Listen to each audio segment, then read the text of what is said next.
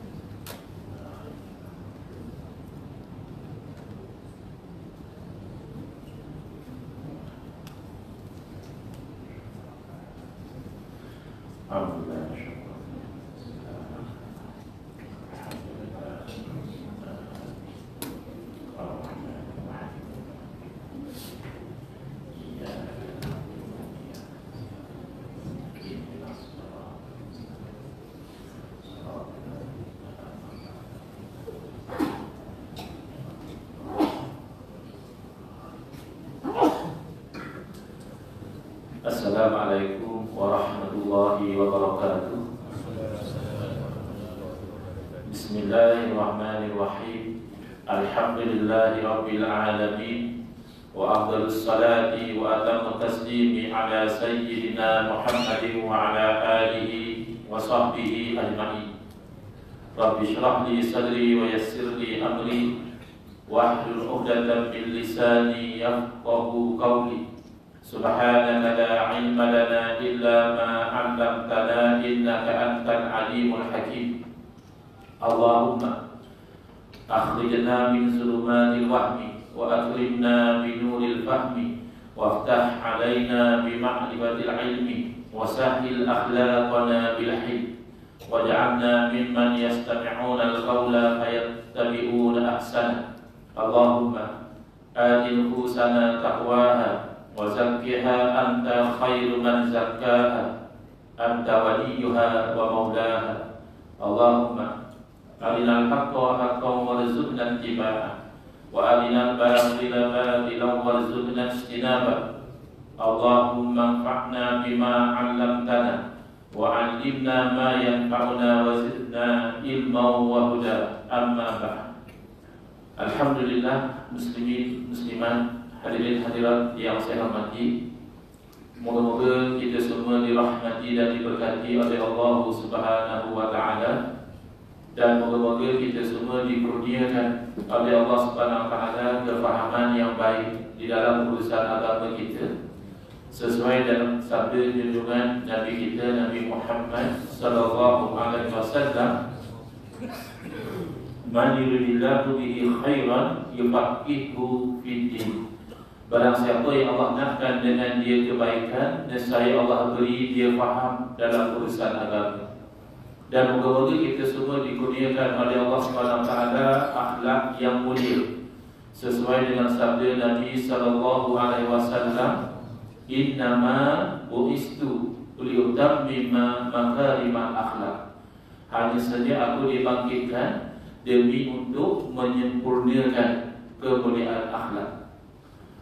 Khusus kepada para alim ulama, kepada para ustaz, ilmuwan, tuan imam, juga kepada pengurusi surau Ihsaniyah, pemimpin-pemimpin masyarakat sekalian, muslimin muslimat yang hadir dalam kuliah maghrib khas, juga sempena memperingati hari kelahiran kita kenali sebagai Maulidur Rasul sallallahu alaihi wasallam.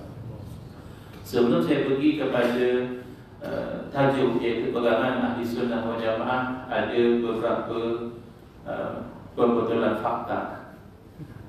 Yang pertama, saya belum lagi level tuan guru. Tadi dipanggil tuan guru tu gayat saya.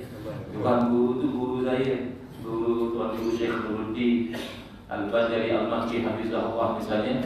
Itu sesuai. Saya ni ustaz kecil. Kalau nak jadi tuan guru kan mungkin tuan garu. Sebab bila orang tanya garu kepada apa aku nak jawab. Nah, tak tahu jawapan. Tuan guru ni banyak boleh jawab berbanding tak boleh. Saya itu terbalik. Banyak tak boleh jawab berbanding dengan boleh jawab. Yang kedua, saya belum terlibat dengan MKI. Hanya jawatan kuasa Padua Pahang, jawatan kuasa Padua Perak sahaja.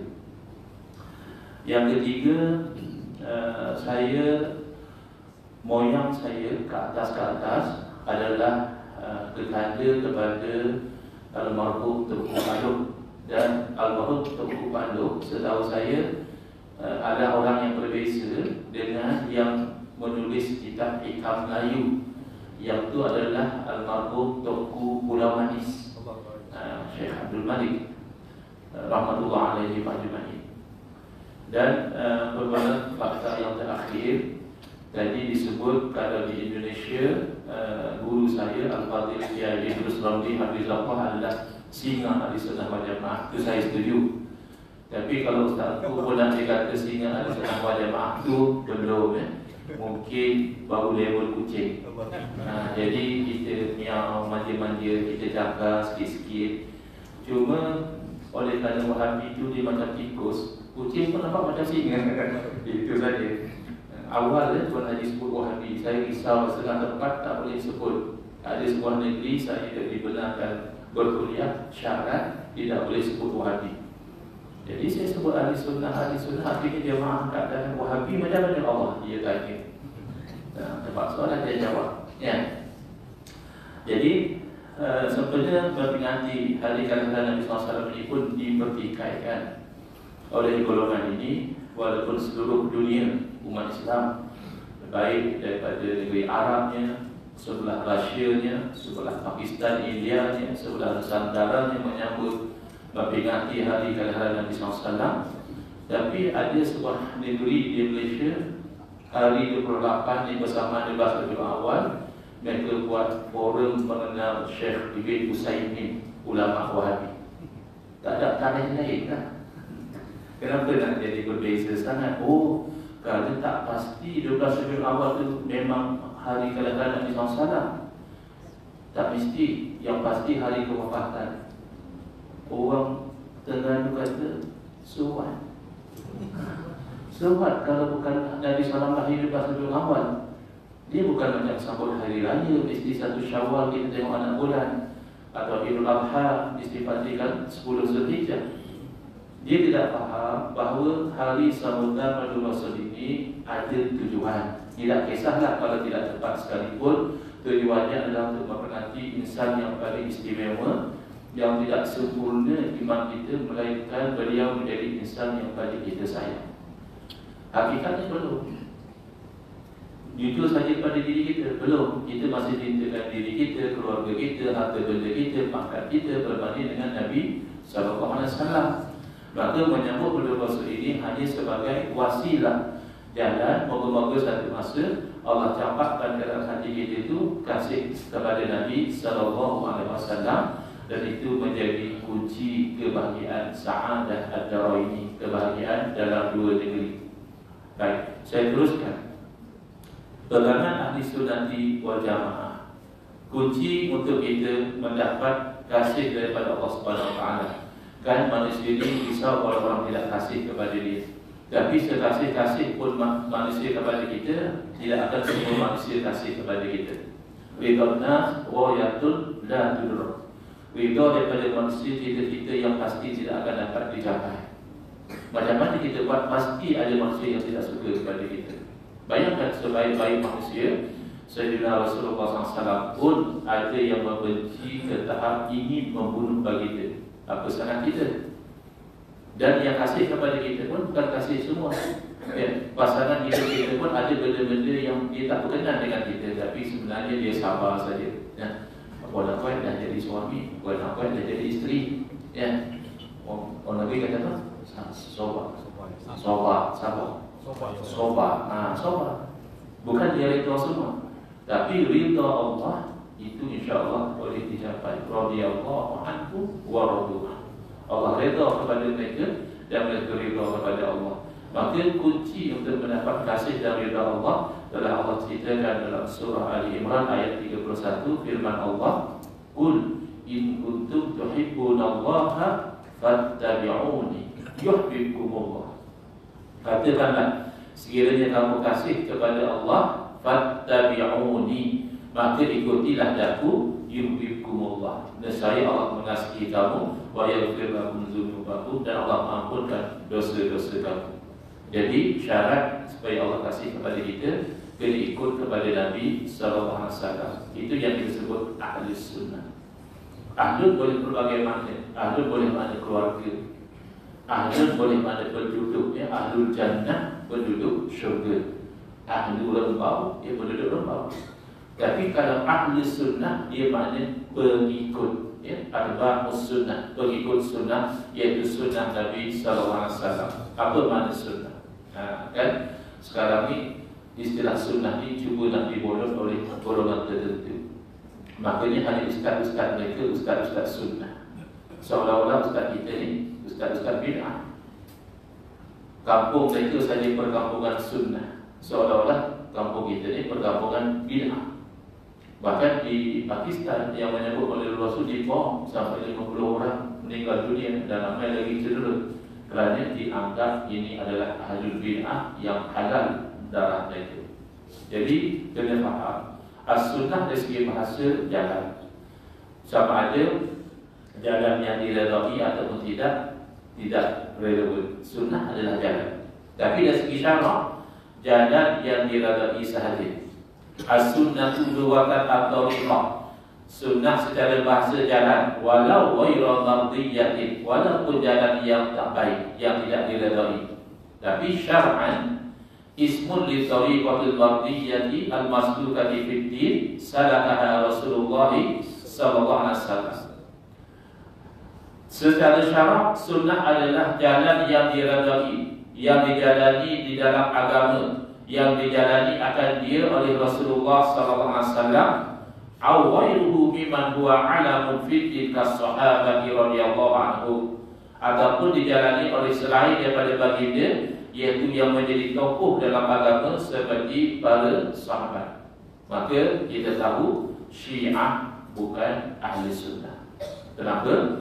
Syiah rata-rata membenci, bahkan ada yang memfasikkan, bahkan ada yang mengkafirkan para sahabat radhiyallahu anhu ajma'in. Dalam kita menolak fahaman Wahabi, jangan sampai kita terlalai, kita juga menolak fahaman Syiah. Tapi bukan berarti Syiah kalau kasih kepada keluarga Nabi SAW. Ada orang sensitif sangat, dia tak mau minum tokat Ali, Syiah kata dia.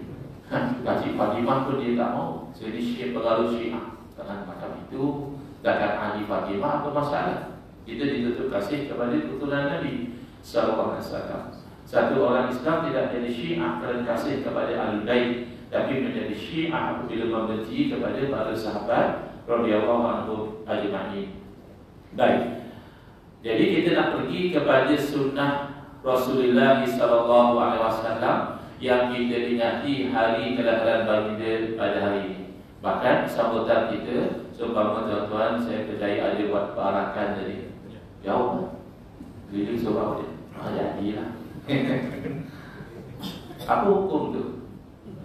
Macam marah betul. Sehingga kan mereka pun tak mau sambut maulid.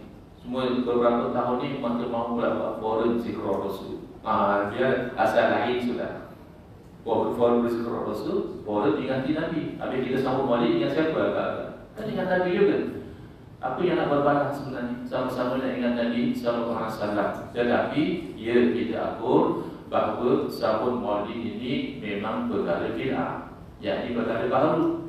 Mereka kata Nabi pun tak sambut maulid. Betul juga. Kan tak ada riwayat 13 Rabiul Awal Nabi buat ceramah, Nabi buat jamuan, buat majlis lawan, qasidah, Abdul Hakim berarak di kota Mekah, tak ada. Bahkan di zaman Khulafaur Rasyidin juga tidak ada. Catatan kita mencatatkan bahawa di kalangan ahli sunnah wal jamaah, Sultan Muzaffar Raja Irbil yang awal-awal mengadakan jamuan, memanggil ulama dan sebagainya, dan tidak ada seorang ulama pun mengingkari. Berarti telah ijma' para ulama ini adalah satu perbuatan yang baik. Di sisi kita yang namanya bid'ah ada hasanah baik selari dengan syarak, ada sayyi'ah kalau bercakap dengan syarak. Hadis yang sama, mereka faham berbeza, kita faham berbeza. Di sisi kita itulah hadis yang menjadi dalil salah satunya adanya bid'ah hasanah. Di sisi mereka tidak ada bid'ah hasanah, iaitu sabda Nabi sallallahu alaihi wasallam, "Man ahdatsa fi amrina hadza ma laisa minhu fahuwa raddun." Barang siapa yang mengadakan satu perkara baru dalam urusan kami, yang di urusan agama, apa yang bukan dari agama maka tertolak. Perhatikan, mereka akan terjemah tidak hadis. Macam mana mereka terjemah hadis ini? Mereka akan kata, barang siapa mengadakan satu perkara baru dalam urusan agama, maka ianya tertolak. Apa yang tidak terjemah? Ma laisa minhu. Untuk tertolak syaratnya adalah perkara baru itu bukan ada asal dalam agama. Perkara baru macam itu sahaja tertolak. Mahkumnya implied di kalau perkara baru itu ada asas dalam agama maka diterima. Dibagi mahkum mukhalafah. Contoh, Tuan Imam buat pengumuman lepas daripada salat Isya, diminta jemaah yang belum berusia 40 tahun tunggu sebentar dalam surau. Lalu lepas itu datang satu orang jemaah umur sudah 60. Kata dia, Imam, jadi Imam kata yang belum 40 kena tunggu, macam saya sudah 60 kena tunggu atau tidak? Imam kata, bukan tadi saya dah cakap. Yalah, Imam kata yang belum 40 tunggu, yang lebih 40 Imam tak cakap, tunggu tidak. Kata Imam, nak faham saja. Kalau yang belum 40 sila tunggu, maknanya yang lebih 40 tak payah tunggu. Itu namanya mafhum mukhalafah, kefahaman sebaliknya. Kalau yang bukan dari agama tertolak, berarti yang dari agama diterima. Yang ini yang mereka gagal faham. Penyakit saudara-saudara kita ini gagal faham, bukan tidak ada ilmu. Sebahagian daripada mereka bahkan lebih berilmu dari kita, tapi Allah tidak kurniakan kefahaman. Maka kena minta kefahaman. Allahumma faqihna fiddin. Ya Allah, berilah kami faham dalam urusan agama. Baik, siapa yang menjadi Rasul ini dari agama atau tidak? Sebelum kita berdiri nak sebut maulid, biar kita faham adakah ini perkara bid'ah hasanah atau sayyi'ah. Kalau hasanah kita teruskan, kita perkatakan. Kalau sayyi'ah kita tinggalkan. Baik, asas sama-sama Rasul kita dapati ada dalil umum daripada Al-Quran, dalil umum daripada hadis Nabi sallallahu alaihi wasallam. Dalil umum daripada Al-Quran firman Allah Taala, "Qul bi fadlillahi wa bi rahmatihi fa bidzalika falyafrahu." Katakanlah dengan kurniaan dan rahmat Allah. Bi fadlillah, kurniaan Allah. Wa rahmatihi, dan rahmatnya, hendaklah mereka bergembira. Siapa baca bahasa Arab, lam di sana lamul amri. Lam bermaksud perintah. Hendaklah mereka bergembira dengan dua perkara, kurniaan dan rahmat Allah. Kitab tafsir menyebutkan ialah Al-Quran dan iman. Kita dikatakan bergembira dengan Al-Quran dan iman. Melalui siapa kita dapat Al-Quran? Nabi SAW. Melalui siapa kita dapat iman? Nabi SAW. Maka tak nak bergembira dengan dua ini, bergembira dengan Nabi SAW. Bahkan sepupu baginda yang digelar sebagai terjemah di zikri ahli tafsir Al-Quran, Sayyidina Abdullah bin Abbas radhiyallahu anhu, ketika menafsirkan ayat Al-Quran ini, beliau mengatakan rahmah ya Allah itu adalah Nabi sallallahu alaihi wasallam. Kerana menafsirkan ayat yang lain, wa ma arsalnaka illa rahmatan lil alamin. Tidaklah kami utuskan kamu melainkan menjadi rahmat kepada sekian alam. Jadi kalau Nabi SAW itu untuk menjadi rahmat, biarlah kita umat Nabi juga rahmat kepada manusia dan ke makhluk Allah Subhanahu Wa Taala. Jadi kita diminta untuk bergembira dengan Nabi SAW. Macam mana cara bergembira? Berbeza kita diminta solat. Solat dari segi bahasa maknanya ad-du'a. As-solat ya ad-du'a. Tapi dari segi istilah telah ada aqwalun wa af'alun muftatihatun bi tahlil atau bil takbir wa muftatihatun bi taslim. Beberapa perkataan dan perbuatan dimulai dengan takbir dan diakhiri dengan salam. Maka tak boleh satu orang kita tanya dia, kamu dah solat belum? Dah. Tak nampak pun. Dah, aku tadi dah doa. Solat bukan mana doa? Oh, tak boleh. Karena solat sudah ada cara yang diperincikan. Tapi bila kita diperintahkan bergembira dengan Nabi SAW, adakah Allah perincikan caranya? Tidak. Berarti bergembiralah dengan apa cara sekalipun, asalkan jangan melanggar syarat. Sebanyak tuan-puan hidupnya, mungkin 20 tahun, mungkin 30, mungkin ada 50 tahun, 60 tahun, pernah jumpa tak sahabat maulid dari menari minuman keras? Tak ada. Tak ada apa masalah. Kalau adalah takdirnya, hendaklah tuan-puan bangkit menentang maulid macam itu. Walaupun 8 kali menari, pertandingan maknya paling comel sebenarnya maulid Rasul, boleh tidak? Haram. Kerana itu bercakap dengan syarak. Tapi setakat kita tengok adakah yang disambut ini daripada agama atau tidak. Pertama, biasanya sama-sama Maulid Rasul adalah dengan ceramah Maulid Rasul supaya malam ini. Ceramah Maulid Rasul biasanya adalah tazkirah, tausiah. Jarang-jarang orang sama Maulid Rasul buka kitab. Qala al-musannif rahimahullah ta'ala wa nafa'ana bihi wa bi'ulumi fi darain amin. Fasdul, jarang. Biasa tazkirah, peringatan, tausiah, pesanan tidak akan diri daripada agama. Fadzakir fa inna dzikra tanfa'ul mu'minin. Bagilah peringatan yang bermanfaat pada orang mukmin. Saya ada seorang kawan yang dia bercerita kepada saya, dia mengaku dia berubah daripada keadaan dahulu yang teruk kepada keadaan yang lebih baik asbab hadir majlis Maulid Rasul. Beliau menangis pada ketika itu dan berubah. Fadzakir fa inna dzikra tanfa'ul mu'minin. Apa lagi kita buat pada Maulid Rasul? Jamu makan. Saya ada harapan besar sebab dapat ada bekas-bekas turut dan depan ni ada jamu makan. Alhamdulillah, jamu makan daripada agama atau tidak? Pasti daripada agama. Banyak ayat-ayat kita berjamu makan, hadis-hadis sama suruh kita berjamu makan. Antaranya Nabi SAW baru sampai ke Madinah Munawwarah, bagi dia beri kesanan afsus salam, sebarkan salam, wa aqimut ta'am, dan jamulah makan. Wasallu billahi wan nasu niyam, dan salat pada waktu malam padahal orang lain sedang tidur, yakni salat tahajud. Dan khululkan nata di sana. Dan saya kamu masuk syurga dengan selamat. Jadi jamu makan ikan adalah perintah Nabi SAW. Itu maknanya daripada agama. Adakah ditetapkan jamu makan mesti dengan satu sebab? Kan tidak. Kalau kita naik pangkat buat jamu makan boleh tak? Boleh. Kita naik rumah baru nak jamu makan boleh tak? Boleh. Sahaja-sahaja nak jamu kawan makan boleh tak? Boleh. Jamu makan sebelum hari jadi kita? Boleh kan? Jamu makan sebelum hari jadi isteri? Boleh. Ya Allah, nanti kan senang hati isteri kalau kita buat jamuan sebelum hari jadi dia. Tiba-tiba buat jamuan sebelum Nabi SAW sesat masuk neraka. Ini aku punya fikiran. Oh, cuti maulid kamu cuti, tapi sambut maulid bila tak sesat. Sambut maulid sultan, dia tak ada komplain. Yang tuan kan sama-sama bergembira dengan hari kelahiran. Itu nature manusia. Baik, apa lagi? Selawat. Kan selalu jadi kan selawat sebelum Maulid Rasul. Selawat daripada agama atau bukan? Saya tidak faham ada orang yang selawat. Dia kata saya pergi sambutan maulid, saya hanya makan saja tapi tidak selawat. Innalillahi wa inna ilaihi raji'un. Makan kau mau, tapi selawat kau agak bid'ah. Sejak bila selawat bid'ah? Berarti kau kalau lelaki itu tidur masuk khutbah.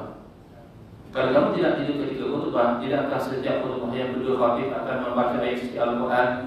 Inna Allah wa malaikatahu yusalluna 'alan nabi ya ayyuhalladzina amanu sallu 'alaihi wa sallimu taslima. Oh ya, itu yang tak tahu dia selawat, kau tidur rupanya. Itu kan perintah daripada Allah Ta'ala. Selawat dan salam atas Nabi tidak ditetapkan bila, di mana, banyak mana. Bahkan dalam hadis Nabi SAW bersabda, dia bermaksud kalau lebih banyak maka lebih baik. Maka masalah selawat. Seorang salat berlama-lama dia baca selawat. Jadi, qasidah, kan ada qasidah sebagai maulid. Apa masalah qasidah? Hukumnya harus melantunkan syair-syair, memuji Nabi dapat pahala, memuji Allah dapat pahala, memuji Al-Quran dapat pahala. Kecuali kalau qasidah itu melanggar syarak, boleh jumpa lagi sama dalam maulid qasidah ini melanggar syarak. Apa lagi? Berarak minum arak tak sama. Minum arak dia haram. Berarak apa hukum? Apa dia berarak? Saya tidak pasti, kalau ada tuan-tuan mencari kefahaman yang berbeza. Setakat saya faham, berarak itu berjalan beramai-ramai. Ada sini jalan seorang-seorang dipanggil berarak juga. Tidak kan? Apa hukum jalan ramai-ramai? Ya harus. Kecuali jalan ramai-ramai, langkah habis warung, kedai orang terbalik, orang punya sayur ikan, itu tidak lain. Ada barat ramai dengan mendedahkan orang macam LGBT kan, itu barat pakai sepeda saja LGBT. Itu jelas haram. Tapi barat mengkondil Rasulullah itu aurat, selawat, bawa spanduk, mensahihkan kegembiraan.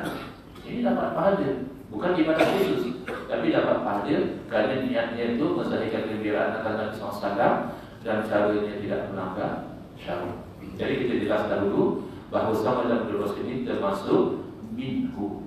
Man ahdasa fi amna haza ma laysa minhu bahwa radul. Siapa yang mengadakan perkara baru dalam masalah agama yang bukan dari agama tertolak, maka yang dari agama diterima. Kita ikhlaskan niat, kita betulkan cara, insya-Allah berarakan kita itu juga ada pahala di sisi Allah Subhanahu wa taala. Baik, kembali. Sunnah ahli sunnah. Sunnah Nabi SAW secara ringkas adalah jalan Nabi SAW. Secara lebih terperinci merangkumi pertama perbuatan Nabi SAW dinamakan sunnah fi'liyah. Apa yang Nabi buat adalah sunnah. Secara umumnya kita disunatkan atau diwajibkan ikut. Jarang-jarang ada yang Nabi buat kita diharapkan ikut. Apa dia? Ya. Contohlah Nabi SAW berkahwin lebih pada 4 wanita dalam satu masa. Nabi buat tak? Buat. Kita boleh ikut tak? Tak boleh. Dan itu khususnya. Itu perkara khusus untuk Nabi SAW. Tapi secara umum yang lain, kalau Nabi buat itu menjadi ikutan kita. Yang kedua adalah apa yang Nabi cakap. Ya, sunnah qauliyah perkataan Nabi SAW. Dan ada kalanya orang lain yang buat, orang lain yang cakap, tapi Nabi SAW iktiraf. Nabi puji dan kata ada pahala. Nabi kata bagus, atau Nabi diam sudah cukup menunjukkan perbuatan itu tidak haram. Jadi sunnah secara terperinci ada 3: sunnah perbuatan, sunnah perkataan, dan sunnah pengiktirafan. Secara lebih luas, bila kita kata nak ikut sunnah Nabi SAW, berarti meliputi semua sumber hukum syarak. Hukum syarak ada sumber dia. Undang-undang Malaysia apa sumber dia? Perlembagaan persekutuan, akta parlimen, enakmen negeri, putusan mahkamah. Itu undang-undang Malaysia. Undang-undang syarak pertama Al-Quran, kedua sunnah, ketiga ijma', keempat qiyas dan seterusnya istisal zalzal yang masalah musalah. Maka kita ikut hukum daripada sumber ini, ikut sunnah Nabi SAW. Malamnya, ya, ada salah faham atau salah sampai tentang sunnah Nabi SAW. Dia faham kalau Nabi tak buat, tak boleh buat. Akhirnya salah sampainya menyebabkan kekeliruan. Salah faham boleh tahan lagi. Bila diterangkan dia faham. Salah sampai masalah yang menyampaikan itu ustaz juga. Sahihul Fadilah. Takkan sahihul sama, kita pun tak tahu. Kalau dia salah sampai, akhirnya akan ada yang terpengaruh. Sebab dia akan tak betul ustaz dia di PhD, tidak masuk. Jadi contoh, dah biasa di sini misalnya baca Yasin malam Jumaat. Ada amal lagi atau kaki terus. Di tempat saya, kami amalkan baca Yasin malam Jumaat. Ada orang bising, kata dia hadisnya tak sahih. Yang sahih baca suatu kahfi, kata dia. Artinya surah pun rimas rahikan kita begini. Minggu ni baca Yasin, minggu depan baca kahfi. Dulu dia tak datang. Dia rajin komplain, tapi tak rajin datang. Baik, jadi katanya baca Yasin Nabi tak buat malam Jumaat. Ini bid'ah. Sebenarnya ada galakan daripada Nabi SAW. Man qara'a surah Yasin adalah terjemah ghufira lahu. Barang siapa baca surah Yasin malam Jumaat, diampunkan dosa dia. Tapi hadis itu doknya Ustaz. Doknya itu pun bukan palsu. Doknya ini maknanya masih ada kemungkinan hadis daripada Nabi SAW. Tapi kemungkinan itu tidak sebagus hadis sahih. Maka dalam bab fadhailul a'mal, fadilat beramal, ulama menggalakkan kita amal. Kerana kalau pun tidak sahih, kita masih dapat pahala baca Yasin. Kalau betul itu Nabi SAW betulkan, kita juga dapat pengampunan dosa.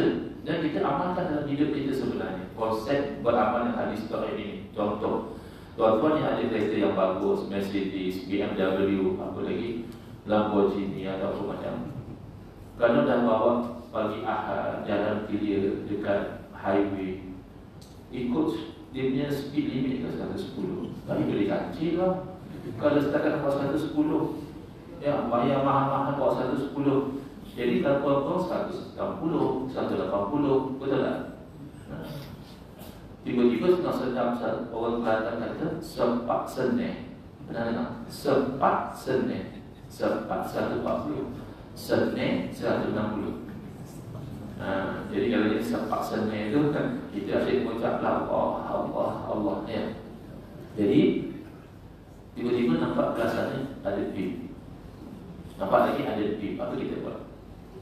Serulang. Itu beramal dengan benda yang tauhid. Sebab bagi bib belum tentu ada speed limit. Boleh jadi bagi bib bukan nak memotor. Boleh jadi ada budak-budak muda solat main bib. Tapi dia pun tak pasti ada speed limit atau tidak. Slow down je lah. Kalau ada speed limit aku selamat. Kalau tak ada pun apa masalah. Itu konsep beramal dengan hadis tauhid. Jadi hamba Allah itu pun confused. Bang tak pergi surau ke malam ni, malam Jumaat. Itulah kata Ustaz tu bid'ah baca Yasin, suruhnya baca Yasin. Dulu Allah tengok Gusti. Ya, tengok Gusti sunnah saya tu Allah alam. Tapi baca Yasin ni mana bid'ah kata dia. Bahkan menyebabkan perpecahan. Saya tak tahu kalau di Lebah, alhamdulillah arah-arah belum ada di KL ada setengah surau. Kalau sembahyang tarawih misalnya separuh di surau, separuh di rumah. Dan yang di rumah menganggap yang di surau itu bid'ah. Bergaduh sebab selawat selang tarawih. Wah, selawat lepas solat kan ada setengah surau, lepas solat sambil salam sambil selawat. Jadi kata Nazir, Jumaat kami bergaduh Ustaz. Sebab seorang kata selawat masa lepas salam itu Nabi tak buat. Tapi bergaduh dalam masjid itu Nabi buat. Dan sudah jelas haram. Baik. Dan sikap yang ekstrim, ada yang pernah tulis daripada bertahlil ramai-ramai atas masjid lebih baik berzina atas masjid. Ada yang tulis daripada pergi ke majlis-majlis salawat cinta Rasul lebih baik pergi ke pesta minum arak. Kenapa? Kerana dia anggap perbuatan itu bid'ah yang haram. Maka ini membawa kepada menghukum haram melakukan perbuatan baru semata-mata tidak dilakukan oleh Nabi SAW. Maka kita tegaskan, kalau ada di Rebau ni yang sudah terpengaruh dengan pahaman macam ni, cuba kita terang kepada dia pelaksanaan. Kenapa kamu larang? Kata dia, Nabi kata apa? Nabi tak buat. Nabi tak buat. Tapi haram kan Nabi tak buat? Haram kata dia. Bila dia kata haram satu perbuatan, alasannya semata-mata Nabi tak buat, dia telah lawan Quran. Yang kedua, dia telah lawan sunnah. Yang ketiga, dia tidak faham ilmu dan kaedah usul fiqh. Dia telah lawan firman Allah Ta'ala. Allah berfirman, "Wa ma atakumur rasulu fakhuzuhu wa ma nahakum anhu fantahu." Ila akhir ayat. Ayat ini jelas. Apa yang dibawa kepada kamu oleh Rasul, maka hendaklah kamu ambil akan dia. Yang Nabi bawa, jangan tolak. Soal tak mampu amal itu nombor 2, moga diampunkan. Tapi jangan tolak. Wa ma nahakum anhu fantahu. Dan apa yang bagi dilarang kamu daripadanya, hendaklah kamu hentikan. Saya pun dan saya gariskan. Sebab maknanya nahakum, apa yang bagi dilarang. Tidak ada Quran kata wa ma lam yaf'alhu, apa yang bagi dia tak buat. Tidak. Apa yang bagi dilarang. Jadi orang ini seolah-olah dia lebih pandai. Kalau ada kata apa yang Nabi larang, dah jangan buat dia. Apa yang Nabi larang saja, Nabi tak buat pun sudah haram. Ini bid'ah. Itulah namanya bid'ah. Dan dalam hadis Nabi SAW bersabda, "Ma nahaitukum anhu falyajtanibuh." Apa yang aku telah larang kamu daripadanya, hendaklah kamu jauhi. Nabi tidak bersabda apa yang aku tak buat, apa yang aku larang. Dan dalam kaedah usul fiqh, sumber hukum bukan hanya perbuatan Nabi saja. Al-Quran sumber hukum, ijma' sumber hukum, perkataan Nabi sumber hukum, qiyas sumber hukum. Ya, saya bagi contoh. Tak tahu dari Rebau sampai ke ajaran ini. Ada satu ajaran kata dia, kalau kita zikir sebut Allah, Allah itu tak ada mana. Pasal Nabi pun tak baik. Nak zikir ya subhanallah, alhamdulillah boleh. Allah Akbar yang bila di tempat kita afdalul zikri fa'lam annahu la ilaha illallah. Ini okey kata dia. Tapi kalau Allah Allah. Ini tak ada lagi. Tak ada lagi. Itu kamu yang tak faham tadi. Apa Quran bukan lagi? Tidak ada Al-Quran berfirman Wadkurullaha zikron katsira. Hendaklah kamu sebut Allah dengan sebutan yang banyak. Bila kita sebut Allah, Allah sudah terpayung dengan Al-Quran. Tapi wazkuru di situ maksudnya ingat Ustaz ya. Ingat dia juga. Sebut pun dia juga. Wazkuru kalau dengan lisan sebut. Wazkuru kalau dengan hati ingat. Keduanya diperintahkan oleh Allah Subhanahu wa taala. Apa masalah? Wadhkur isma rabbika bukratan wa asila. Sebutlah nama Tuhanmu pagi dan petang. Apa nama Tuhan kita? Ya Allah. Ijma' ulama, tidak ada satu ulama pun yang mempertikaikan zikir menyebut Allah ini setidak kurang daripada 700 tahun lebih. Tak ada. Sehingga Imam Ibn Taymiyah awal-awal tokoh yang mempertikaikan. Memang beliau alim, kita tidak nafikan, tapi bila dikatakan sebagai alim yang melangkah tidak kurang dari 60 ijma' ulama. Maka sebab itu beliau ditolak oleh ulama-ulama sezaman dengan beliau. Tapi yang ini yang dikutip oleh Wahabi hari ini. Bukan kita nak konten atau pelekik beliau. Yang mana beliau sebagai ijma' ulama, silakan. Tapi yang melanggar ijma' ulama akan tertolak automatik. Kemudian kias, benda yang sama, hukumnya sama. Jadi ibadahnya ada dua jenis. Yang tu yang Wahabi pun tak faham juga. Bila kita kata benda dalam agama asal baik boleh buat. Oh kata dia kalau asal baik boleh buat. Kenapa tak masuk 4 rakaat kata dia? Kenapa kata masuk 4 rakaat baik tak? Siapa kata? Asal baik maksud asal baik dari segi agama. Sebenarnya 4 rakaat tidak baik. Kenapa? Kerana ibadah jenis ikat kena ikut ikatan dia. Ada diikat dengan waktu seperti sembahyang. Lalu sembahyang 2 waktu tak boleh. Haji dalam bulan haji. Ada pernah orang cadang kata dia haji sepanjang tahun. Tak boleh. Tak boleh haji kena di bulan haji. Dan haji diikat dengan tempat. Sembahyang okey. Sembahyang di Lebah boleh. Sembahyang di Shah Alam boleh. Sembahyang di London, New York pun boleh. Asal dah masuk waktu. Haji tidak boleh. Kan ada dulu orang di pandai-pandai haji di Pulau Pinang. Jalan haji.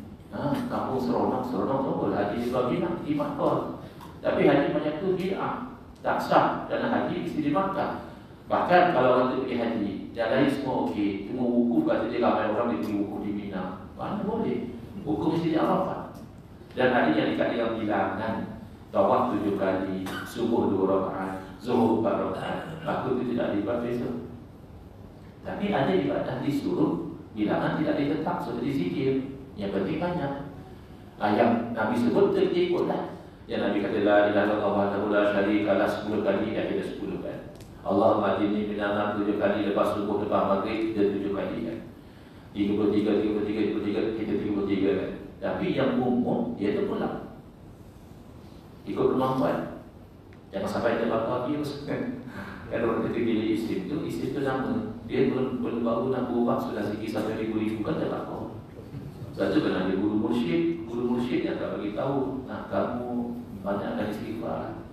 Dan ada seorang guru mursyid tak bagi dia zikir ribu-ribu. Belum masa lagi. Ya. Jadi zikir terpulang banyak mana. Nak zikir subhanallah boleh, alhamdulillah boleh, Allah akbar boleh, Allah juga boleh. Kerana ibadah yang umum. Kemudian dia fokus sunnah satu saja. Jadi ibarat highway 4 lorong ditutup 3. Lorong Quran dia tak perasan, lorong ijma' dia tidak helak, lorong qiyas dia tak pandai. Dia hanya fokus lorong sunnah saja. Lorong sunnah masih luas. Sunnah bukan hanya perbuatan. Dan Rasulullah pernah bersabda, la yazal lisanuka ratban bi zikrillah. Tak putus-putus lidah kamu basah dengan menyebut Allah. Nak dalil apa lagi? Jadi hati-hati ya. Saya lihat golongan ini mereka bukan tak ada ilmu, tapi mereka tak akan faham apa yang kita tahu. Jadi jauhilah fahaman serupa ini. Bila kena virus kefahaman seperti ini, pertama otak jadi tumpul, akhlak jadi rosak. Kebanyakannya macam itu. Jadi man rahimah rabbu dikembali kepada Ahlussunnah wal Jamaah. Kemudian nak kata satu benda itu haram, bukan macam itu saja. Memang Quran hadis berhukum. Macam mana kamu tahu daripada Quran kata satu benda haram? Pertama ada uslub melarang. La. Contohnya wala taqrabuz zina. Jangan kamu menghampiri zina. Tapi kita tahu bukan saja berzina haram, menghampiri zina saja sudah haram. Sebab ada orang tak kawan. Kalau ada berorang jangan tangkap dan itu mengganggu privasi dan sebagainya. Sebenarnya itu tanggungjawab pemerintah. Kalau dapat info, dia kena cegah. Kemudian ada sebut haram. Innama harrama alaikumul maitah. Hadisnya diharamkan ke atas kamu makan bangkai. Mana tahu haram, dah sebut haram. Yang ketiga, dikecil. Contohnya Nabi SAW bersabda, Man ghasya falaysa minna. Siapa yang menipu itu bukan daripada golongan kami. Nabi tak kata jangan menipu. Nabi tak kata menipu itu haram. Tapi bukan daripada golongan kami itu satu bentuk kejian. Maka dipahami bahawa menipu itu haram. Tak ada dalam kaedah usul fiqh Nabi tak buat mengharam, tak ada. Ini saya panggil MOP. Macam buat Nabi tak buat? Mana lagi? Tak ada. Yang ada kalau Nabi larang, atau Nabi kata haram, atau kalau Nabi keji. Ada pun Nabi tak buat, at-tarku la yaqtadi at-tahrim. Semata-mata Nabi berikan belum memastikan haram. At-tarku la yaqtadi hukma. Semata-mata Nabi berikan saja perbuatan tidak menunjukkan hukum lagi. Boleh jadi haram, macam minum arak Nabi tidak minum, tapi haram minum arak bukan sebab Nabi tidak minum. Tak ada lagi. Contoh, Nabi SAW tidak makan daging tok. Bukan apa, sama ke tok macam mana? Apa tok ni? Macam biawak. Macam biawak kasih, tapi tak sama. Saya pernah tengok tok masa saya belajar di Jordan, kawan buat balik dari Mesir. Memang ada sikit-sikit bentuk macam biawak, tapi perbezaannya antara lidah dia sekeping. Lidah biawak dia bercakap. Ada orang cakap kat saya, kata dia orang politik pun lidah dia cakap. Wallahualam, saya pun tak biasa tengok. Tak biasa cek lah. Tapi kalau biawak saya biasa tengok lidah dia bercakap. Kalau lidah tok dia sekeping. Ya. Jadi satu masa ada orang masak hidang daging tok pada Nabi SAW. Elok Nabi SAW nak makan, diberitahu ya Rasulullah ini daging tok. Terus Nabi tidak jadi makan. Sebentar sekali sepertinya haram. Tapi bila ada sahabat Nabi minta bagi kat saya lah Rasulullah, Nabi bagi. Berarti tidak haram. Kenapa Nabi tidak makan? Kerana tidak selera. Tak biasa. Contoh ada semua orang kita jawab di daging arnab. Dia kata saya tak makan. Ini halal, dia halal tapi saya tak selera kata dia. Gitu. Jadi hati-hati ya. Bukan semata-mata Nabi SAW tak buat, terus kita hukumkan haram, itu adalah keliru. Baik. Kunci di mana? Jadi kawan-kawan kita ni, jangan kita marah sangat kepada Wahabi ini. Sebab mereka ni saudara-saudara kita sayang. Maka kita sayang itulah kita nasihat supaya dia faham. Dia keliru. Sama-sama kita pegang hadis, iaitu Nabi SAW bersabda, wa kullu bid'atin dhalalatun. Dan setiap perkara bid'ah itu sesat. Mereka pegang hadis ini, kita pegang hadis ini. Tapi mereka taksir sendiri, kita ikut taksiran ulama. Dia kata Nabi SAW dah kata setiap perkara bid'ah sesat, mana ada bid'ah hasanah? Siapa orang bid'ah sesat dah kata. Kamu orang dia kata bid'ah hasanah. Kamu orang itu bukan kami ulama. Cuba tengok. Al-Imam An-Nawawi rahimahullah ta'ala mensyarahkan hadis ini dalam Sahih Muslim. Kata beliau, qauluhu sallallahu alaihi wasallam wa kullu bid'atin dhalalatun hadza 'amun makhsusun. Sabda Nabi SAW dan setiap bid'ah itu merupakan kesesatan. Ini adalah lafaz yang umum, seolah-olahnya semua makhsusun, tapi maknanya khusus. Wal murad ghalibul bid'ah, yang dikehendaki adalah kebanyakan bid'ah, bukan semua. Soalan, boleh pula kullu makna kebanyakan? Kullu kan setiap kan makna semua. Jawapannya bukan setakat boleh, bahkan kebanyakan kullu dalam Quran dan hadis maknanya sebahagian. Jarang-jarang kullu maknanya semua. Bahkan dalam bahasa Melayu juga, bahasa Melayu pun lebih kurang juga. Kalau ada budak darjah 1 datang jumpa kita, dia kata, Pakcik, saya pergi sekolah setiap hari. Lalu kita tanya dia, kamu hari Sabtu pergi sekolah tak? Kata dia, saya Sabtu tak pergi. Hari Ahad dah kamu pergi sekolah? Ahad tak pergi, kata dia. Apa? Orang lagi kata kalau bohong, mau bohong, kamu ni bohong gitu. Kamu kata pergi sekolah setiap hari, ya, Sabtu kamu tak pergi, Ahad kamu tak pergi. Budak itu bohong ke pakcik dia tak faham masa. Macam betul lah budak itu cakap. 5 hari seminggu dia pergi tak pernah kontak. 2 hari ini macam mana dia nak pergi? Masih betul kalau dia kata saya pergi sekolah setiap hari. Maknanya hari yang tidak tutup sekolah dia pergi. Begitu juga dalam Quran hadis. Sebagai contoh, Allah berfirman, "Tudabbiru kulla syai'in bi amri rabbiha." Taufan itu membinasakan kulla syai'in, setiap sesuatu. Kalau ikut zahir, tidak ada yang tidak binasa. Setiap sesuatu binasa. Tapi cukup satu ayat. Fa asbahu la yura illa masakinuhum. Maka jadilah kaum tersebut tidak kelihatan lagi kecuali tempat tinggal mereka. Berarti tempat tinggal tidak binasa. Langit bumi syai pun tidak binasa. Gunung ganang syai pun tidak binasa. Tapi kulla syai'in, setiap sesuatu, maknanya kebanyakan. Macam tsunami kan, dia tapi ada lagi masjid, ada lagi sikit-sikit. Ya. Kemudian dalam ayat lain, firman Allah Taala, "Wa kana wara'ahum malikun ya'khudhu kulla safinatin ghasban." Adalah di depan mereka, kalau sebut wara'a ni maksudnya belakang. Tapi ikut kita tafsir kata maksudnya di depan. Jadi mereka sedang travel, depan sana ada raja tu. Raja dizalim. Kezalimannya apa? Dia mengambil setiap sampan, dia rampas. Tapi sepakat ahli tafsir mengatakan tidak. Ini kan kisah perjalanan Nabi Musa AS menuntut ilmu daripada Nabi Khidir AS. Kata Nabi Khidir, kamu tidak akan sabar kalau ngaji dengan saya. Kata Nabi Musa, insyaAllah saya sabar. Kalau nak sabar boleh ikut, tapi jangan tanya. Sampai masa saya kita. Tapi Nabi Musa AS sebagai Rasul, lihat perkara yang sahih menangkap syarah, dia bagi dia tak tahan tengok. Ada pula naik sampan di lubang kan. Kalau lubang rumah boleh tahan, lubang sampan masuk air dia tenggelam. Akhirnya Nabi Musa tegur.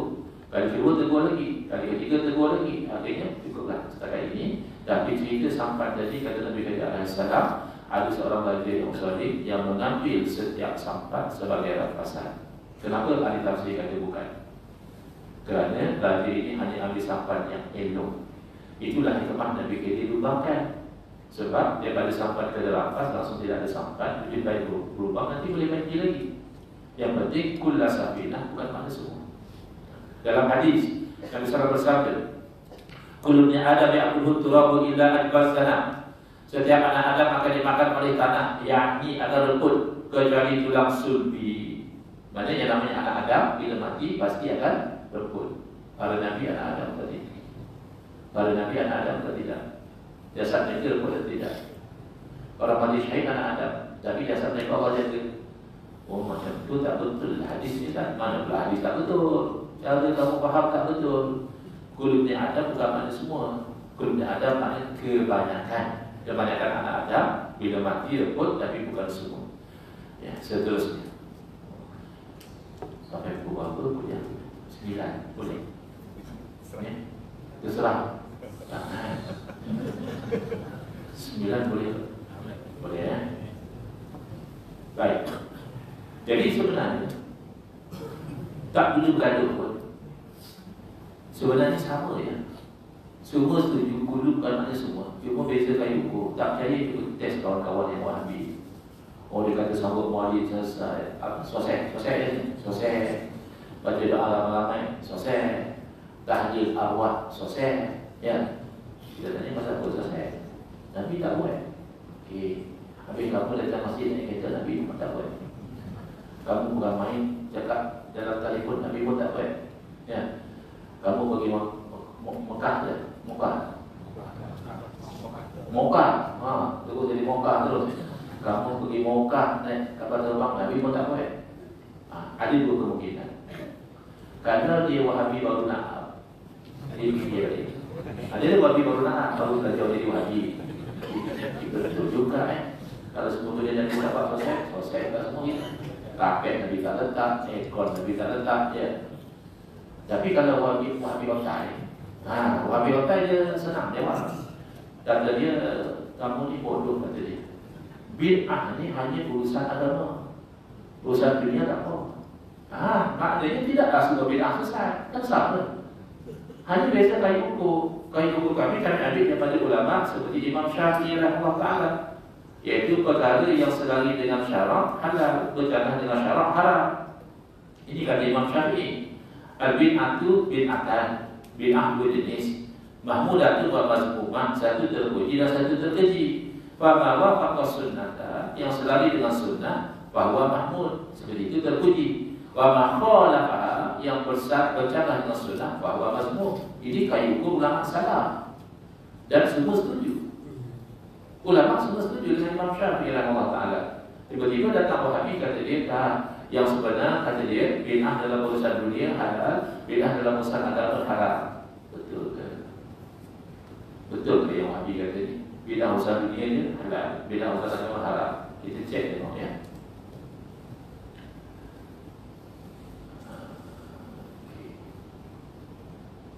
Saya tak boleh sebab slide saya 200 lebih. Mana kalau nak baca semua slide, sampai pagi besok lagi kita kenyang. Jadi saya langkah-langkah. Itu kita tengok. Dia kata bid'ah kalau urusan dunia tak apa. Yang urusan agama tak haram. Kan? Macam tu Wahabi kata. Tetapi kita nak tanya, agama kita ni memang takbir urusan agama saja lah. Apa dunia tidak ditakbir? Bab fiqh, bab hukum, bab ibadah dia agama. Bab menakahan nikah kahwin cerai berai itu kan dunia. Tapi ada halal haram, ada sahabatan. Muamalat jual beli sewa menyewa dunia. Tapi Islam atur kalau jual beli macam ni haram, jual beli macam ni halal. Jenayah urusan dunia, Islam atur juga. 3/4 fiqh adalah dunia. Macam mana kamu senang hati kata kalau dunia tak ada masalah? Ambil contoh. Dua perkara bid'ah, dua-duanya bid'ah dunia. Satu namanya insurans, satu namanya takabur. Pernah dengar tak sahabat Nabi ambil insurans? Tak tahu. Pernah dengar tak sahabat Nabi jadi ejen takabur? Ya dah. Benda tak ada sahabat Nabi. Insurans tak ada, takabur juga tak ada. Dua-dua ni kan masalah dunia saja. Supaya ada protection, ada coverage kalau kemalangan, kalau sakit, kalau hilang, ada lagi rugi. Ini urusan dunia. Kenapa ulama memfatwakan insurans konvensional haram, takabur halal? Padahal dua-dua bid'ah dunia. Kerana kata mereka, insurans dia akan muawadah, ada timbal balas, ada consideration pihak sini bagi apa, tak sana bagi apa. Maka bila ada gharar tidak pasti, bila ada lebih riba, bila ada elemen nasib maisir, dia jadi haram. Habis takabur sama juga, tak sama. Takabur dia akan tabarruk, akan sedekah macam khairat kematian. Maka kalau dia bagi lebih, bagi sikit dapat lebih pun tak ada masalah. Tak pasti siapa dapat pun tak ada masalah. Dia kan ulama tidak tengok dunia atau agama. Mereka tengok selari atau berjalan dengan syarak. Yang kedua, kita tengok contoh. Contoh misalnya pembedahan. Pembedahan urusan agama ke dunia. Zaman Nabi tak ada pembedahan dengan laser, dengan apa tak ada. Haram ke? Tak haram. Ini urusan dunia. Zaman Nabi ada tak pembedahan bukan jantina? Tak ada. Makanya dia asal. Kan dia kata dia urusan dunia tak ada masalah. InsyaAllah Wahabi pun tak akan kata macam itu. Kan Wahabi pun kata haram pembedahan bukan jantina. Padahal itu dia dalam urusan dunia. Kalau kita tanya dia, kenapa dia haram? Sebab berjalan dengan syarak. Ikutlah Imam Syafi'i dah beritahu awal-awal apa perkara dunia atau agama berjalan dengan syarak, dia haram. Yang paling penting sebenarnya dengan Maulid Rasul ini kita tengok sunnah Nabi. Macam mana sunnah Nabi, macam mana cara Nabi menghadapi perkara baru. Adakah Nabi SAW tengok dunia, Nabi kata tak apa dunia, buat. Ada Nabi tengok berjalan dengan syarak Nabi larang. Kita dapati Nabi SAW dalam perkara baru, bagi dia tidak tengok dunia atau agama. Bagi dia tengok selari atau berjalan dengan syarak. Saya beri contoh, urusan dunia ialah perniagaan. Marketing strategi urusan dunia. Mau marketing dalam Facebook, mau marketing dalam TikTok, dan ada pula urusan dunia. Ada satu orang marketing dia, barang-barang buah-buah yang tak elok dia letak bawah, yang elok dia letak di atas, supaya orang tengok orang yang elok semua. Tapi Nabi cek, Nabi suruh sekarang ni apa? KPDNKK lah. Zaman Nabi yang cek, tengok di bawah pasar tak elok. Nabi tanya, pasal apa kamu buat macam ni? Kata dia nak bagi laku. Urusan dunia kan? Nak bagi laku barang urusan dunia. Kenapa Nabi larang? Kerana itu jangan masyarakat menipu. Sembahyang urusan dunia atau agama? Agama. Seorang imam di Masjid Kuba, dia buat benda yang Nabi tak buat. Apa dia? dia sentiasa baca surah Al-Ikhlas, Qul huwallahu ahad setiap rakaat. Contoh dia jadi imam sembahyang Isya nanti, rakaat pertama baca Fatihah, lepas Fatihah dia baca Qul huwallahu ahad, habis itu baru baca Wadduha, baru dia rukuk. Rakaat kedua sama Fatihah, kemudian Qul huwallahu, kemudian Alam Nashrah, baru dia rukuk. Pertama, Nabi tak boleh. Kedua, Nabi tak suruh. Yang ketiga, makmum tak suka. Betul ke cakap macam tu? Tak maklum kalau tak betul. Baru nak cipu-cipu. Orang Terengganu nak cakap nagori, memang bunyi tak sedap kan? Ya? Bunyinya tak sedap. Tapi tak apa. Kalau samsul dekat, itu dia memang orang nagori. Dia memang cakap nagori, sedap. Jadi, tiga benda. Pertama, Nabi tak buat, yang kedua Nabi tak suruh, yang ketiga makmum tak suka. Bila makmum tak suka, makmum komplain. Jadi kalau imam suka sini kena komplain, jangan hati-hati. Imam masih buka pun kena komplain. Apa dah? Kata makmum, imam jangan macam tu. Imam kalau nak baca Qul huwallahu cukup Allah saja. Pasti imam lupa kan? Kalau imam baca surah, jangan baca Allah sekali. Surah saja. Pilih satu. Kata imam, kamu orang nak pilih satu. Kalau kamu orang nak saya jadi imam, macam itu je baca. Kamu nak macam-macam kan nanti imam lain. Oh, susah hati makmum. Imam bagus. Satu benda saja yang mereka kurang berkenan. Diadu kepada Nabi sallallahu alaihi wasallam. Kalau dah betul kata Wahabi, bid'ah dalam urusan agama haram, tentu Nabi larang. Sebab itu tabligh sifat seorang Rasul. Mam, jangan buat. Benda saya tak buat haram, kamu buat. Tidak. Nabi tanya imam, mam, kenapa tak ikut cadangan jemaah? Kata imam tu, inni uhibbuha ya Rasulullah. Aku tu kasih sangat bersatu ikhlas pada Rasulullah. Kasih pada orang tercatat tak ada masalah. Bahkan baik. Oleh kerana baik, Nabi bersabda, hubbuka iyyaha adkhalakal jannah. Kasih kamu pada seorang ikhlas itulah memasukkan kamu dalam syurga. Itu cara Nabi. Bukan tu baru haram, bid'ah, selesai. Gambar sunnah tak ada sama Nabi. Pernah dengar kan? Gambar sunnah sama Nabi. Kan tak ada. Tapi dia buat tak apa. Dia buat haram. Ya apa? Cik baiklah yang di Negeri Sembilan buat apa tu? Kuartus Sufi ya. Tak ada juga sama Nabi. Yang penting Kuartus Sufi kan ceramah, tazkirah, tausiah, sama. Dan itu ukur dengan pendirian salafus saleh seperti Khulafa' ar-Rasyidin. Jadi contoh, saya beri satu contoh. Contoh banyak sebenarnya, 10 pun boleh buat. Tapi nanti masa kita tak cukup. Tapi contoh, Sayyidina Utsman bin Affan radhiyallahu anhu, zaman Nabi SAW azan Jumaat sekali saja. Zaman Sahabat Abu Bakar, zaman Sayyidina Umar radhiyallahu anhu pun sekali saja. Bila khatib naik atas mimbar, Assalamualaikum warahmatullahi wabarakatuh, duduk azan. Zaman Sayyidina Utsman bin Affan radhiyallahu anhu, beliau buat perkara tahu dalam urusan agama. Azan urusan agama, bukan nyanyi-nyanyi. Ajak orang sembahyang. Sayyidina Utsman tambah lagi satu azan. Pasal zaman itu orang sudah ramai, jauh dari masjid. Kalau azan satu kali tak sampai. Makanya azan dulu awal supaya orang cepat tutup kedai, datang sembahyang. Kata dia orang, itu istihad Sayyidina Utsman tu tak pun. Allah, istihad Sayyidina Utsman tu, kau ingat Utsman terlampau. Ini Utsman sahabat Nabi, Khulafa' ar-Rasyidin, istihad beliau ada nilai. Lebih-lebih lagi bila beliau beristihad, tidak ada satu orang sahabat yang lain yang membangkang. Semua setuju. Berarti ijma' sahabat Nabi boleh buat perkara baru dalam urusan agama asalkan selari dengan syariat. Jadi jangan doa, jangan doa. Kita jangan dengar. Jangan doa, betul. Dan terlakai kan? Tak apa. Baik, jangan doa dengan Wahabi ini. Dia tak faham. Bukan dia jahil, dia ada ilmu, tapi dia tak faham. Baik, selesai. Jadi,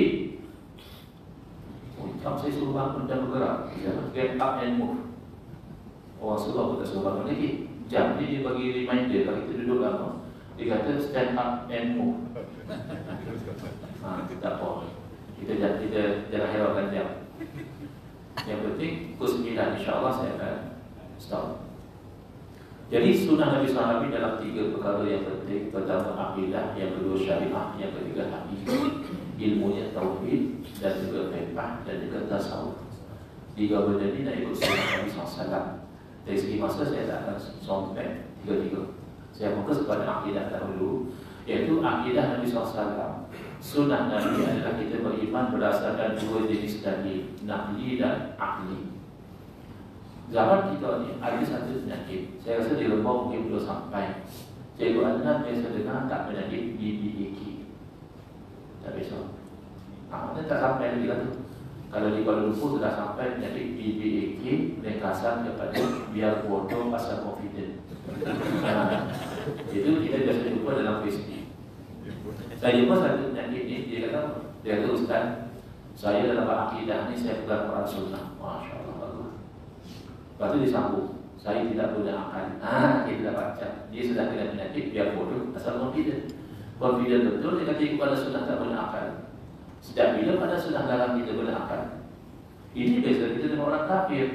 Orang kafir dia beriman hanya takdir buta tuli kepada nenek moyang. Dia disuruh jangan sembah berhala, sembah Allah. Kata dia, ada ma'wajadna alaihi aba'ana. Sembah berhala ni nak kami dapat nenek moyang kami buat. Jadi kami tak mau tinggal. Agama kita tidak ada demikian. Agama kita suruh berfikir. Misalnya, ya saya dulu Allah berfirman, kadzalika yubayyinullahu lakumul ayati la'allakum tatafakkarun. Demikian Allah Ta'ala menerangkan kepada kamu ayat-ayat tanda-tanda, moga-moga kamu berfikir. Wa fi anfusikum afala tubsirun. Allah beritahu di bumi ini sudah ada tanda kewujudan Allah, tanda kekuasaan Allah, tanda keesaan Allah. Wa fi anfusikum, dan dalam diri kamu ada tanda dia. Saya bagi contoh, dalam diri kita tanda wujud Allah Ta'ala. Tidakkah masing-masing kita ada jantung? Jantung kita rajin dia. Tak percaya dengan salah pun dia jalan. Nanti lepas ceramah kita makan pun dia jalan. Nanti balik rumah kita tidur pun jantung jalan. Jantung berhenti, yuk kita jalan. Jadi jantung jalan ke jantung berhenti, kita tak boleh kawal. Ada orang boleh bagi jantung dia rehat 5 minit nanti sambung balik. Bila jantung berhenti, ada kalau terpaksa boleh bagi dia sambung? Ada. Makanya jantung kita bukan bisa kawal, tak nampak lagi Allah yang mengawal. Lagi saya nak tanya muslimat, tapi jangan jawab. Soal jawapannya jelas. Ada tidak muslimat yang tak suka nampak awet muda? Umur sudah 60 nampak macam 30. Ada tak yang tak suka? Lepas tu saya jangan jawab. Memang tak ada. Kalau tak ada saja jadi kawan kosmetik, betul tak? Ada jutawan jari, jutawan tertai. Banyak-banyak jutawan kosmetik sebab orang beli produk supaya nampak cantik. Ya, letak cleanser, toner, dan dengan moisturizer, top dengan serum. Lama-lama kulit kendo juga. Kulit kendo, ubat berterabur, mata kabur, makan korek, gigi gugur. Semua tanda nak masuk? Tak nak masuk sebenarnya. Tapi kan tak ada pilihan. Kita sendiri tak boleh kawal penuaan kita. Siapa yang kawal diri kita? Bahkan saya selalu bergurau macam ini. Saya kata orang pakai cermin mata, kalau dia buka cermin mata dia nampak Allah. Yang mana lah jalan nampak orang ni sah? Bukan nampak zat Allah. Kalau dia buka cermin mata dia nampak kata Allah tu wujud. Sebab bila kita yang pakai cermin mata buka cermin mata, kita akan jadi kabur. Padahal secara teori kita hanya perlu adjust otot mata kita supaya arca dia jatuh sharp, macam bibi jatuh sharp. Jangan ke depan, jangan ke belakang, dia jadi kabur. Cuba adjust. Cuba buka cermin mata adjust. Buka dulu, adjust otot mata, tengok bagi sharp. Boleh tak? Tak boleh. Mata siapa yang guna tu? Mata sendiri. Kalau mata kita sendiri mungkin kita boleh kawal ikut selera kita, habis siapa yang kawal? Ya Allah. Sebab tu Allah suruh berhenti. Orang etis dia tidak guna akal. Dia kata semata-mata Allah tidak nampak, tidak boleh dengar Allah, tidak boleh pegang Allah, maka Allah tidak wujud. Ya, gelombang radio dia tidak boleh dilihat. Tapi gelombang radio wujud. Jadi orang etis dia malas berfikir. Dan itu kita perlu belajar tauhid sifat 20. Kerana dia kombinasi dua-dua jadi.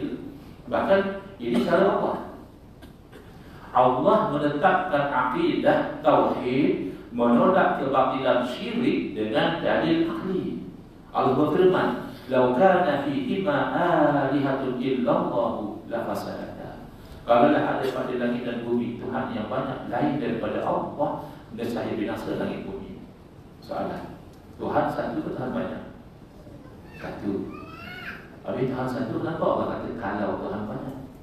Berarti Allah suruh kita bayar dengan akal saja. Jadi Tuhan tidak banyak. Bayarkan dengan akal. Kalau Tuhan banyak, tentu masing-masing Tuhan buat cara masing-masing. Adakah kita nak pilih kerajaan pun kan satu. Susah-susah bilang ya, kita tak payah bilang aja sampai nak jadi kerajaan kita nanti. Nah, agak apa kita dekat Negeri Sembilan, berapa tim nak jadi kerajaan? Katalah 3, kita nanti 3 jadi kerajaan. Nah, habis menteri besar, nanti lah masing-masing kerajaan nanti menteri besar masing-masing ada 3 menteri besar. Itu macam mana? Esko masing-masing menteri besar nanti Esko itu macam mana? Kadang-kadang ada satu kerajaan kita masih pening. Ya, masa PKP kita ada satu kerajaan, satu menteri kesihatan, itu konflik cocok 2 kali, kita 3. Itu baru satu menteri kesihatan, kalau 3, itu tak tahu cocok apa. Kalau negeri sekecil Malaysia, sekecil Negeri Sembilan pun tak boleh ditampilkan lebih pada satu kerajaan, alam semesta kami bumi bintang dan cakrawala boleh ditampilkan lebih satu Tuhan. Mustahil. Itu dari akli. Jadi kalau orang berfikir tak mungkin Tuhan itu banyak. Bahkan kalau masuk, jadi hati-hati. Dan kata kita jangan belajar sebab 20, sebab 20 ini banyak guna akal. Dia bagus. Kerana dengan guna akal lah kita dapat mempertahankan akidah kita. Nabi Ibrahim AS mempertahankan akidah tauhid berdepan dengan Namrud. Namrud ni musyrik nombor 1, dia kata dia Tuhan. Baik, akal yang sihat boleh terima tak Tuhan tapi lemah. Orang yang boleh terima yakin Tuhan, akal dia tak sihat. Ada orang yakin makan nasi tidak wudhu boleh Tuhan. Makan nasi apa pun bagi perut, ya yakin pergi ke tandas ada tu. Ada satu orang nama Harun, pernah dengar tak? Dari Pahang. Ngaku Tuhan juga. Bila kita tangkap dengan polis, kena seru. Jadi Tuhan kena seru. Gantikan lah macam tu jadi Tuhan. Yang mana Tuhan boleh kena seru? Kerana kita baca dalam kita, tak tahu lah nak nyanyi ke nak tolak. Dia kata, Tuhan Harun dapat dibersalah oleh mahkamah. Tuhan dapat dibersalah. Jadi Nabi Ibrahim AS nak beritahu pada Namrud, kamu tu tak mungkin Tuhan. Kerana kamu tu lomah ya. Apa dari lomah? Kamu nak bagi hidup orang pun tak boleh. Nak bagi orang mati pun tak boleh. Rabbi al-Lazi yuhyi wa yumiit. Tuhan aku berkuasa menghidupkan dan mematikan. Rupanya Namrud sudah lama dengan penyakit BBAK. Biar bodoh rasa confident.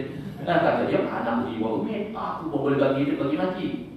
Dia bagi 2 orang tahanan, satu dia bunuh, satu dilepaskan. Kata konon-kononnya yang dia bunuh dia telah matikan, yang dilepaskan dia telah hidupkan. Itu kan tak cerdik.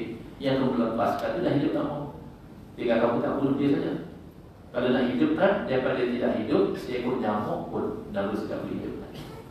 Maka Nabi Ibrahim AS membawa dari ahli yang lebih jelas, wa inna Allah ya'ti bisyamsi minal masyriq, Allah Tuhan yang maha berkuasa menerbitkan matahari dari timur. Kalau memang benar kamu Tuhan, pasti kamu juga berkuasa. Fa'ti biha minal maghrib, sila terbitkan matahari dari barat. Wa witan dari kafar, orang kafir itu tidak beri kabar. Bahkan kepada mereka yang anti kepada dalil ahli, Nabi SAW juga memberikan dalil akal dalam belajar tauhid. Jadi Nabi SAW mengajar hakikat. Nabi ajar dulu. Yang hakikat dia tidak syariat itu bukan ikut sunnah. Yang syariat dia tidak mau hakikat dia tidak ikut sunnah. Dia dulu. Dari segi syariat Nabi ajar kita kena elakkan penyakit. Kalau kita lalu di negeri yang ada ta'mun, yang boleh masuk jangan masuk. Kerana ambil asbab musabab boleh penyakit. Yang dalam negeri jangan keluar. Kerana nanti akan menyebarkan penyakit. Itu namanya syariat. Tapi hakikat penyakit sebenarnya daripada Allah. Lalu Nabi SAW ajar ilmu hakikat, la adwa kata Nabi. Tak ada hakikat. Tapi ada Arab Badawi, Arab kampung. Arab kampung belajar hakikat, dia seru sikit. Dia banyak faham. Tapi bagus Arab Badawi, dia tak faham, dia tanya. Orang sekarang dia tak faham, kata dia Ustaz sosial. Ustaz aku memang sosial, kata dia. Macam-macam. Dia sosial, bodoh, macam-macam.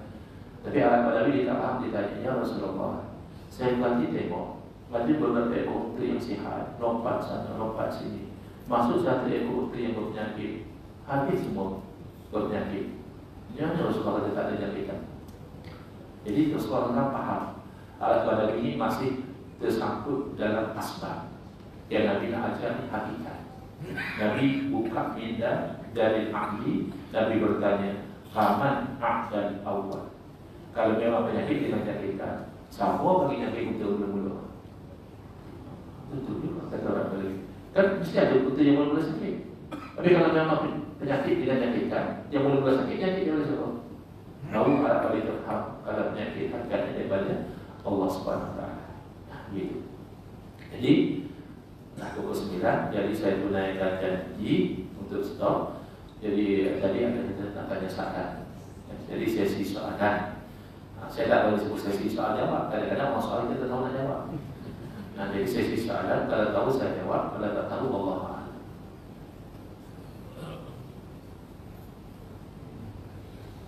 Kalau tak ada soalan, saya sambung lagi lebih kurang dalam 5 minit. Berarti kita tutup ya. Baik. Yang kedua, ikut sunnah dalam bab syariah, bab fiqh. Ringkas saja.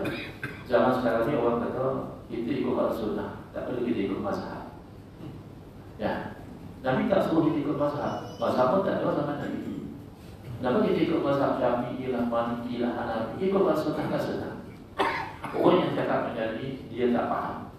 Kalau dia faham, dia mahu nak cakap macam itu. Kenapa? Sebab mazhab ini produk Quran dan sunnah. Bila-bila masa kita ikut Quran dan sunnah akan jadi salah satu dari pada dua. Kalau ulama faham pada sunnah sama, fatwa keluar sama, ini namanya ijma'. Wajib ikut. Haram agak. Tapi tidak jarang berlaku bila ulama pergi pada Quran dan sunnah, ulama ni faham macam ini, ulama seorang lagi faham macam lain. Maknanya fatwa lain-lain. Ini namanya khilaf. Fatwa yang lain-lain itulah namanya mazhab. Kalau tak ada zaman Nabi, ya dalam mazhab Hanafi, Maliki, Syafi'i belum ada.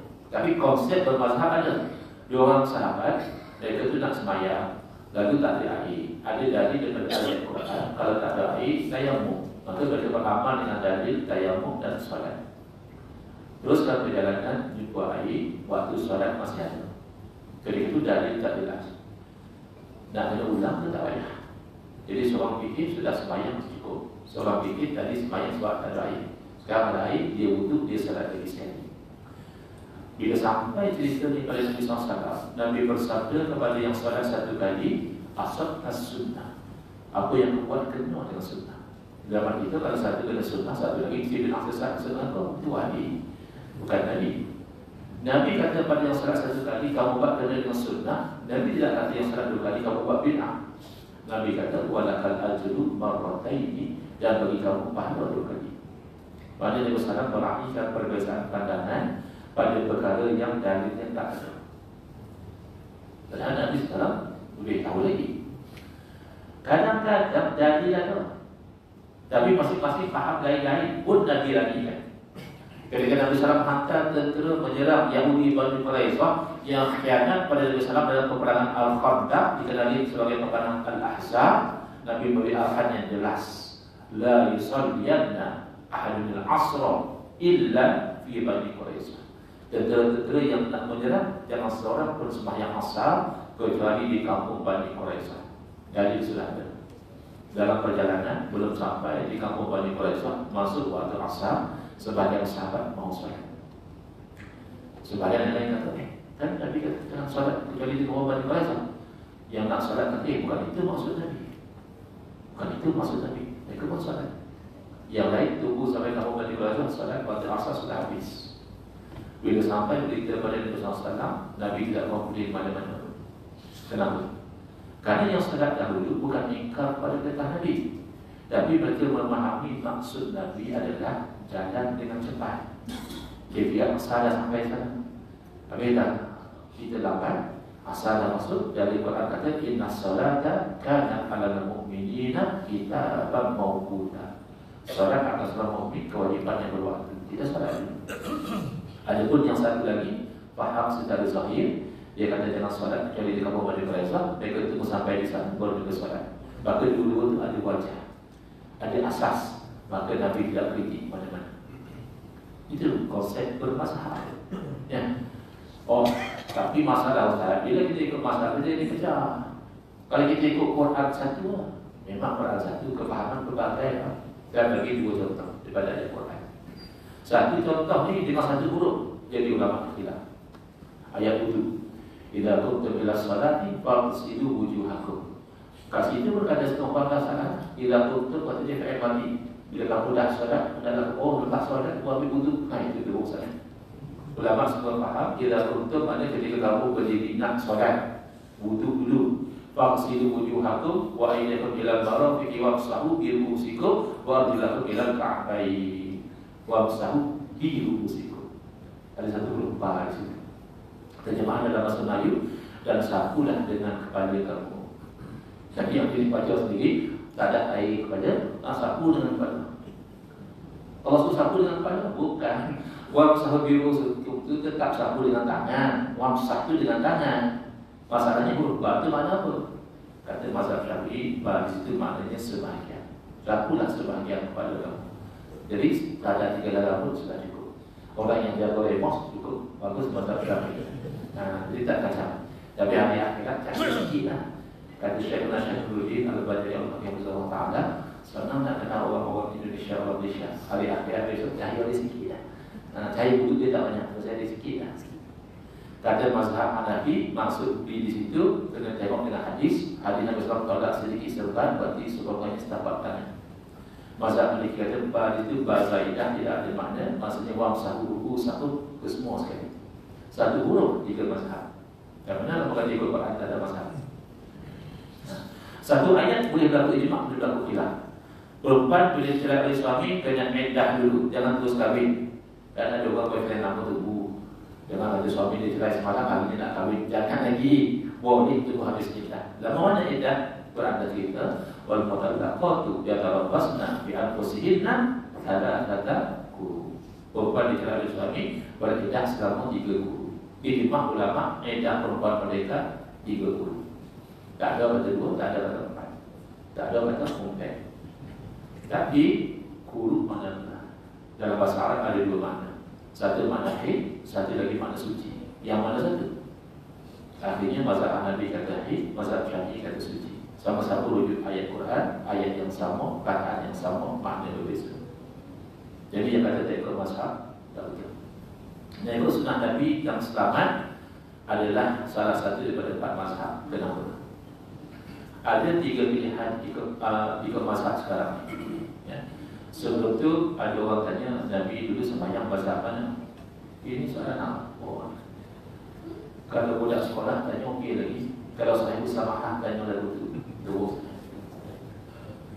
Contoh saya Fadilah ke, saya Sa'adah. Nabi SAW solat ikut wahyu. Bercakap ikut wahyu, tak kena solat ikut sebati. Tapi yang ikut mazhab sebab ikut Nabi. Kan Nabi bersabda, "Sallu kama ra'aitumuni usalli." Hendaklah kamu sembahyang semama kamu lihat aku sembahyang. Tolong angkat tangan siapa lihat Nabi sembahyang sini.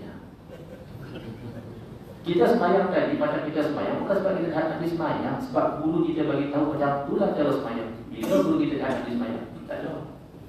Dia boleh beritahu dengan guru dia. Tapi pastikan cara solat kita itu bersambung daripada guru kepada guru kepada guru sampai kepada sahabat Nabi radhiyallahu anhu. Mereka yang melihat Nabi SAW. Yang macam itu tinggal empat. Tidak Hanafi, Maliki, tidak Maliki Syafi'i, dan Syafi'i Hanbali. Hanya 4 ni yang tidak ada lain pupus. Oh tidak, Ustaz, saya itu kan lebih spesial dengan pensyarah saya. Dia ada PhD. Imam Syafi'i tak ada PhD. Mana mazhab pensyarah kamu? Bukan aku tidak mazhab. Pensyarah saya kata ini pada Pak Syafi'i kuat, pada masalah pada Pak Hanafi kuat. Saya ikut dia, pasal dia tahu dari dia mana kamu bertaklid kepada mazhab pensyarah kamu. Untung-untung kalau dia mustahil. Kalau dia belum syarat mustahil, bisa dibatalkan. Ada satu pesil lagi kata dia, oh saya macam Ustaz, saya ini jadi tidak maksudnya. Saya ikut pada kebenaran. Kalau saya tengok mazhab Syafi'i kuat, saya ikut. Tapi kalau pensyarah saya pun kalau saya tengok perkataan dia tidak sesuai dengan Quran hadis, saya tidak ikut. Jadi saya tidak maksud. Ini orang nama dia mazhab kamu sendiri. Dia maksud dengan pandangan dia sendiri. Sebab dia boleh menentukan masyarakat betul ke salah. Dia menentukan masyarakat betul ke salah. Dia punya nahwu pun ditulis bukan. Fa'il mahrum tidak tahu. Sampai bahaya pernah belajar. Kenapa maksud dia tidak tahu. Ini malah mufassar dia tidak faham. Maka ini orang yang berani masuk neraka. Dalam Zambi Al-Haran, yang paling berani berfatwa, yang paling berani masuk neraka. Jadi jalan yang selamat, orang yang berakal, tentulah di Nabi sangat bersambung kepada Nabi Sallallahu Alaihi Wasallam. Dan terakhir, ya, 9 suku tidak ada lebih, insyaAllah ikut Nabi SAW dalam hakikat iaitu tasawuf, ya. Ada orang kata tasawuf ni bukan ajaran Islam, ini pengaruh Hindu. Ada orang kata tasawuf ni lebih kotor daripada air acak. Orang Nagori sebut apa? Air acak. Air yang kotor dalam longkang. Air kecap. Air limbang. Kata dia lebih kotor daripada air limbang. Jadi dia tidak faham. Dia tengok ajaran sesat bernama sebagai tasawuf, dia kata itulah tasawuf. Tasawuf sebenarnya adalah daripada hadis Nabi SAW antara lain al-ihsan. Ihsan itu kamu menyembah Allah sebab kamu lihat Allah. Kalau kamu tidak lihat Allah, bahawa Allah itu melihat kamu.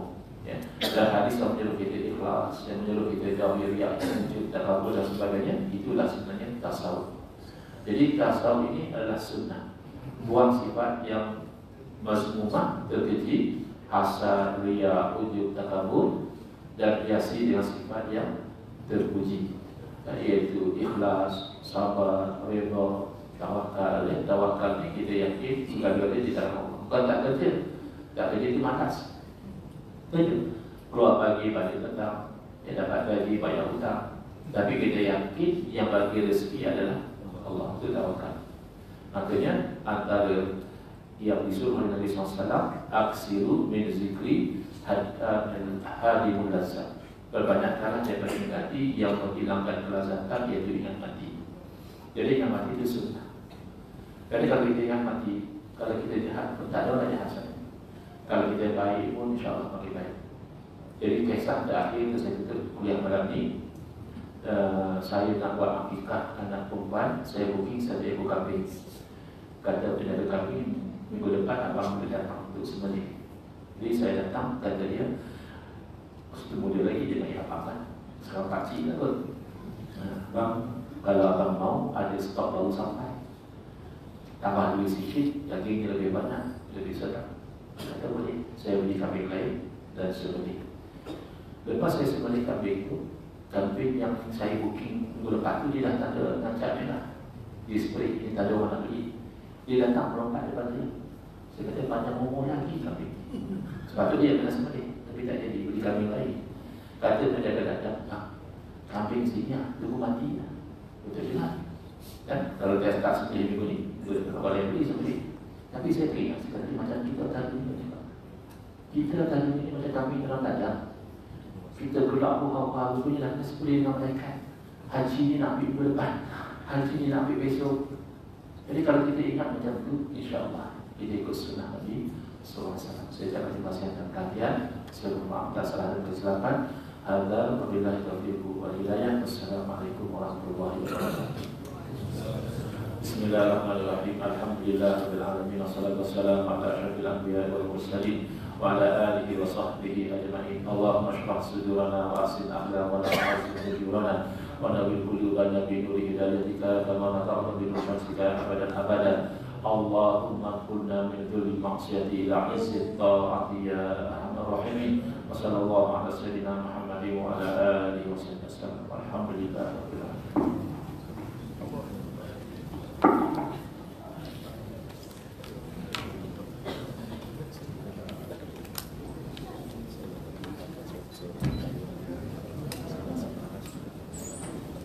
Terima kasih Ustaz atas ilmu tadi. Kita maaf Ustaz tentang sirapan fakta toko Pulau Manis tadi. Saya dah cek internet pagi tadi, tapi tersilap cakap. Sebenarnya toko Pulau Manis adalah penulis, penterjemah Tahikam, bukan toko Padung. Tapi kedua-duanya lama Ustaz ya. Terima kasih Ustaz, minta maaf kalau tersilap fakta. Tapi panggilan Tuan Guru itu tanda hormat saya kepada Ustaz.